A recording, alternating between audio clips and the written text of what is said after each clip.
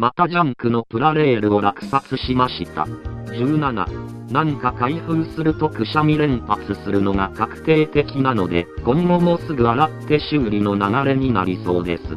ところでウプ主、プラレール歴には30年近くのブランクがあってわからないものが多いので、カタログも入手してみました。これで色々調べられます。わかりません。今回は異物が多いです。なお、次の落札では車両がわずかだったので、一緒にします。名古屋鉄道500型。車軸の歯車を交換するため、動輪の分解。いつも通りピニオンギアも交換しました。200系新幹線は正常でした。後ろの破損が残念です。485系来庁。金具が液漏れで破損しそうなので、磨いてからハンダ付けで補強しました。歯車はピニオン、車軸、長いやつの3つを交換しました。ニューロマンスカー。中間車の連結器が破損している上、接着剤で固定されています。もちろん取り出して新品に交換。輪っかの方も取り付け部がありません。M4 のネジを入れて連結器が付けられるようにしました。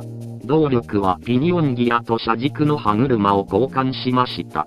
ブルーライナーは正常でした。E2 系、歯車はピニオンだけの交換でした。モーターの端子が切れてハンダ付けされた部分がまた切れたので、再びハンダ付けしておきました。誰か修理したんですね。E3 小町は正常でした。E3 翼はピニオンギアを交換しました。500系は正常でした。さてここで組み合わせを遊び、前に入手した動力。色違いですが名鉄線型にはまりました。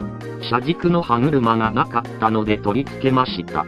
こんなですが走れるようにしておきます。アーバンライナープラス、はまる台車がありました。2スピード動力がありました。これで OK。キハ40の758、この動力でいいのかな？ピニオンギアを交換しました。165系の動力。正常でした。2スピード動力、ピニオンギアを交換しました。こちらの1スピード動力は先ほどの台車を借りて動作確認。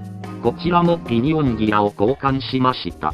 車体だけの300系があったので動力を2スピードに戻して組み合わせました。